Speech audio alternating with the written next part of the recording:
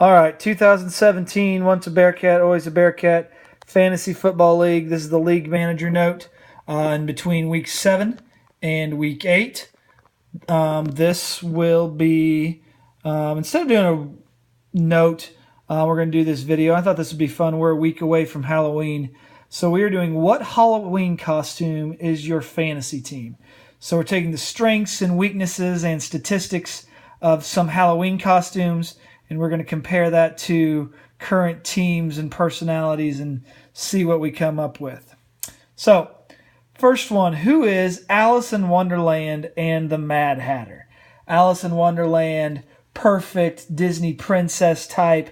Things always go right, things break right for her, but then she goes down into this hole and we see the Mad Hatter. Things get crazy, things get messed up. Maybe there's injuries along the way. So the Halloween costume for Alice in Wonderland and the Mad Hatter is clearly Erica Davis. We know Erica's devil magic and how she tends to have things go right for her, like starting Ted Ginn Jr. The 1 week he happens to go for 140 yards.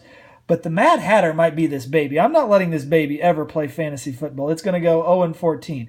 I think the baby is the injuries, your Spencer Wares and Aaron Rodgers and Greg Olsons. I look for Erica after she has this baby to go on like a huge win streak and everybody comes back.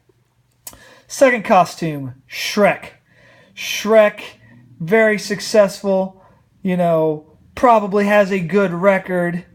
But when you see Shrek, not good from the outside. You don't see a lot of good things. So probably roster's a little messed up, doesn't look pretty, but also probably has some good hidden qualities like, nice person, funny. So maybe like a couple good players, but from the outside it doesn't look good. Halloween costume, Shrek is me. My team looks ugly most of the times. Your Frank Gore. Frank Gore even kind of looks like Shrek there. But we do have some good qualities as well. We have, superstars like Mike Evans, A.J. Green. We have some good personality in Shrek and Donkey. Next costume is Flo from Progressive. Now, Flo maybe is going to get you some insurance, but in her commercials, she might be a little wacky. She might be confusing or annoying. Flo might make some wrong decisions and be a little silly. Maybe not necessarily sure you can trust her, which is honestly kind of like insurance in my opinion. So Flo from Progressive is Puff. Had the David Johnson injury, decided to make the Gronk trade for insurance, but then Jordan Reed wasn't worth much, but now he basically won him a week. And who knows what to do with Amari Cooper. I felt bad for Puff. Cooper was throwing up literal zeros and then puts up a 30-burger on the Chiefs last week. Very confusing. Mario and Luigi. Mario and Luigi is just kind of your standard costume, like your standard solid costume. It doesn't matter if it's 1987, 2017, 2047. People are going to have Mario and Luigi costumes. They're good, but they're also maybe kind of forgettable along the way. Like if you go to a costume party and whoever's dressed up as Mario and Luigi, they're probably not winning best costume, even though it's a solid costume. So Mario and Luigi is both Seth and Brandon. Okay teams, solid teams, but but 2 and 5, maybe aren't winning the Halloween contest. Brandon with Doug Baldwin, he's Doug Baldwin, wide receiver 2. Seth with Lamar Miller, he's Lamar Miller. Wide receiver 2, solid, must starts, but, nondescript. And probably other than Seth and Brandon, nobody picked up that actually Seth has Doug Baldwin and Brandon has Lamar Miller. They're so interchangeable, you can mix them up and not even matter, just like Mario and Luigi. Next, Ghostbusters. The Ghostbusters don't know what they're doing. It's silly. They're in over their heads. They're making it up as they go. This is probably a team that is really struggling as points, but somehow they always get the job done. Somehow their record is probably still pretty decent. I think we all know where this is going. You dang right I'm a Ghostbuster. That Pillsbury Doughboy, he better watch his back. Who you gonna call? Rashard Matthews. Cole Darnell has 0 guys in the top 8 on his roster. Phillip Rivers is actually one of the 2 guys in the top 10. But if you'd have said, hey, is Phillip Rivers the 19th quarterback or the 9th quarterback? I probably would have said 19th. Carlos Hyde, we've been debating in some texts whether you should trade Carlos Hyde. Is he going to get traded? Is he splitting carries? What do you do with a running back who's on a winless team? But shoot, he's Cole's best player. He's 4-3.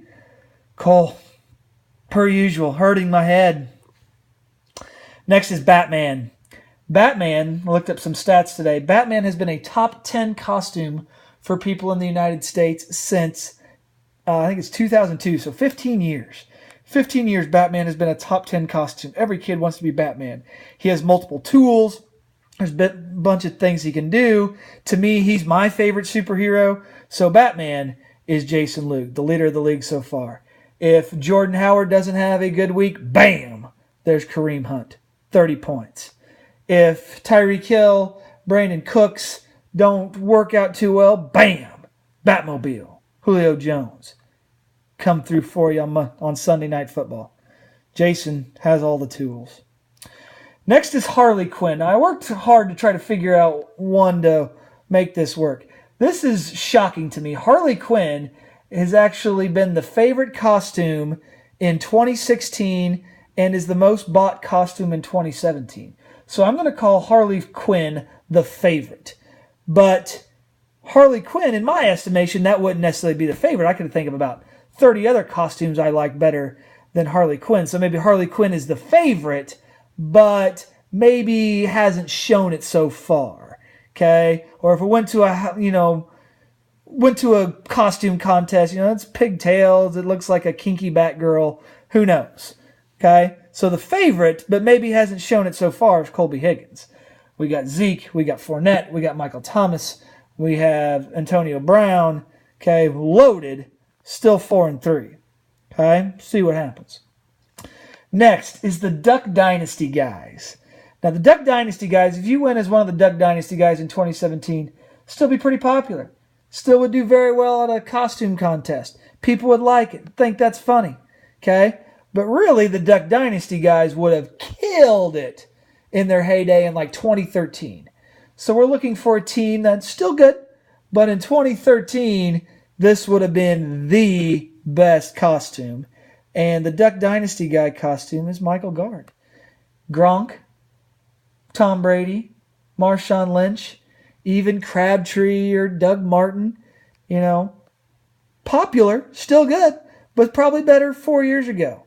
Okay, and even here we got some pictures of Brady costumes and Gronk dressed up on, I think this is, he's on one of the late night shows dressed up as G.I. Joe. And last but not least, I like this one, Scooby-Doo. Scooby-Doo is someone who seems to just, from the outside when he's trying to solve mysteries, maybe doesn't know what's going to happen. You think, well, how in the world is Scooby-Doo going to actually solve these big crimes and all whatnot? But somehow has worked his way and stumbled his way into it. And then when you think of like best cartoons and stuff, the new kids list off like your SpongeBob's and your new popular stuff, and the old people are saying your Bugs Bunnies, but everybody likes Scooby-Doo. And the winner for Scooby-Doo is going to be Vance Prophet. Vance has stumbled into a heck of a fantasy team. The problem is he's 2-5, and I'm just not sure if he's going to be able to get there. But if you take out kicker and defense, Vance has 14 guys on his roster, and 12 of them are in the top 21. I think 10 of them are within the top 15 at their positions. You have guys like Alex Smith, who's turned into a QB1. You have Mark Ingram, who's turned into a QB1. Aaron Jones, who I didn't even know who it was, but now is doing awesome. You have a Melvin Gordon trade. He's traded for DeAndre Hopkins. He's traded for Keenan Allen. He's got Jimmy Graham. Even Ed Dixon had a week. Okay, Vance has turned into